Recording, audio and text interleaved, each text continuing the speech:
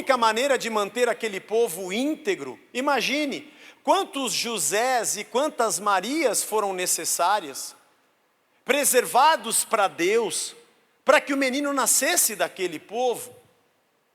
E Deus colocou barreiras e fronteiras entre Israel e outras nações físicas.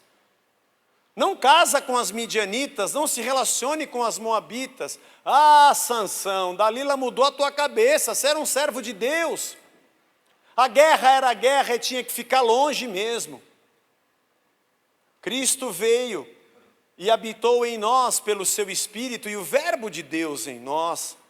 Por isso, a caminhada da igreja é diferente da caminhada de Israel. Como diz Paulo aos Romanos, eu estou pronto para pregar para bárbaros, para romanos, para grego, para troiano, para ir a qualquer lugar e falar de Cristo em todos os lugares, sem barreiras e sem fronteiras. Deus separou um povo para nascer um menino e agora a gente pega esse menino e leva para o mundo inteiro. Ariovaldo Ramos tem um estudo profundo, fala com muito mais propriedade a respeito disso, vale a pena você pesquisar. Isso não significa que a vida da igreja, nos dias de hoje, não seja marcada com as bênçãos de Deus para essa terra. Sim, ela é. Isso não significa que o teu clamor para que você passe um momento difícil, para que você consiga uma porta de emprego, para que você seja suprido por Deus. Sim, é legítimo, é genuíno o teu pedido, a tua oração. Temos irmãos nossos enfermos, estamos orando por eles. Isso também manifesta o nosso amor, o nosso carinho, a nossa condição de corpo, de comunidade de Cristo, de irmãos que levam as cargas uns dos outros, que choram o choro uns dos outros. E Deus realmente nos abençoa, Deus cuida de nós, Deus é maravilhoso. Eu não estou querendo dizer com isso que o Deus do Antigo Testamento abençoava o povo na terra e Jesus Cristo vindo à terra não abençoa mais ninguém, tudo é espiritual e etéreo. Não, não é isso. Creia em Deus, saiba que Ele é Senhor, galardoador daqueles que o buscam. Está escrito isso lá em Hebreus, a gente crê no Senhor, só que havia uma direção e um foco de Deus na preservação de Israel, muito diferente do que Deus tem hoje para a igreja. Quando alguém diz assim, nós somos a igreja de Cristo, o Israel de Deus na terra.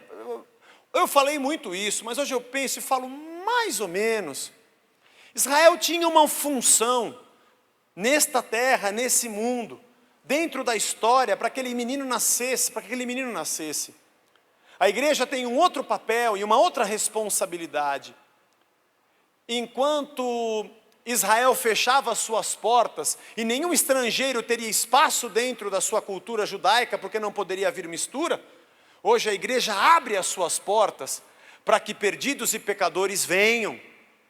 Ora, os judeus diziam de Jesus, ele come com pecadores, ele conversa com prostituta, ele falou com a samaritana, entrou na casa de Zaqueu, ele conversa com publicanos. Esse cara não é de Deus, porque para ele santidade é barreira física e separação. Vindo Cristo, vem o entendimento de que santidade é um caminho que eu escolho trilhar, e ela está dentro de mim e não no lugar que eu estou. Eu já disse isso, ser santo não é estar num lugar limpo. Ser santo é continuar andando num lugar sujo, tendo santidade, permanecendo íntegro diante de Deus.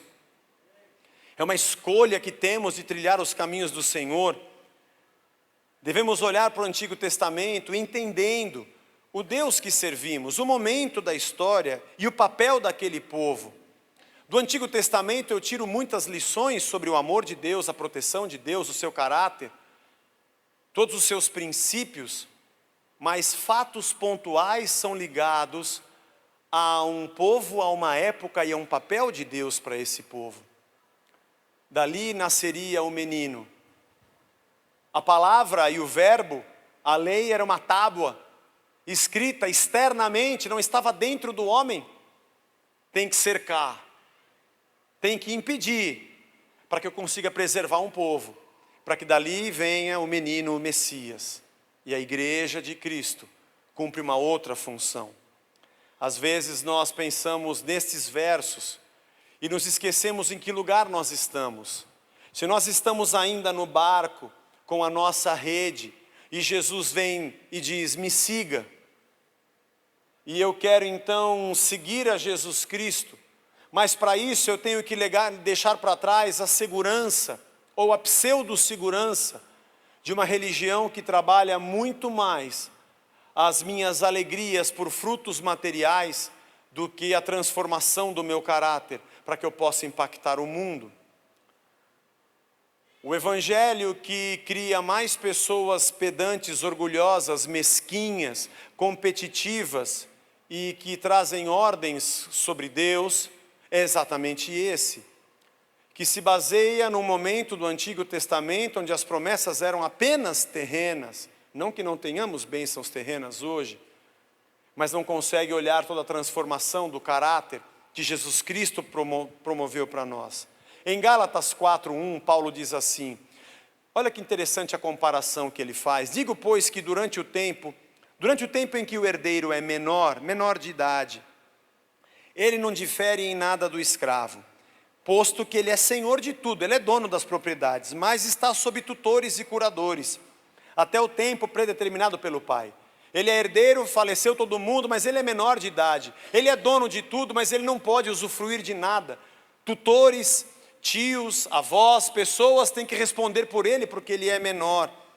Assim também nós, quando éramos menores, estávamos servilmente sujeitos aos rudimentos do mundo. Vindo, porém, à plenitude do tempo, Deus enviou seu Filho, nascido de mulher, nascido sob a lei, para resgatar os que estavam sob a lei, a fim de que recebêssemos a adoção de filhos. E porque vós sois filhos, Deus enviou ao vosso coração o Espírito do seu Filho, que clama: Abba, Pai, de sorte que já não és escravo, porém filho, e sendo filho também herdeiro de Deus. O tempo em que nós não conhecíamos a Cristo, nós tínhamos a vida que Deus planejou para nós, mas nós não conhecíamos, vivíamos sob a lei. Aquele povo, Pedro, Tiago, André, João, viviam sob a lei. O chamado de Cristo os retirou e os removeu para uma outra caminhada, para uma outra direção. Isso se chama cristianismo. Você pode ter uma religião com vários deuses. Você pode ter religiões com deuses que são figuras humanas. Tem religiões que não têm Cristo, porque tem outros deuses. Mas é impossível o cristianismo sem Cristo. O cristianismo é um outro paradigma, é uma outra cabeça, é um outro pensamento, é uma outra realidade.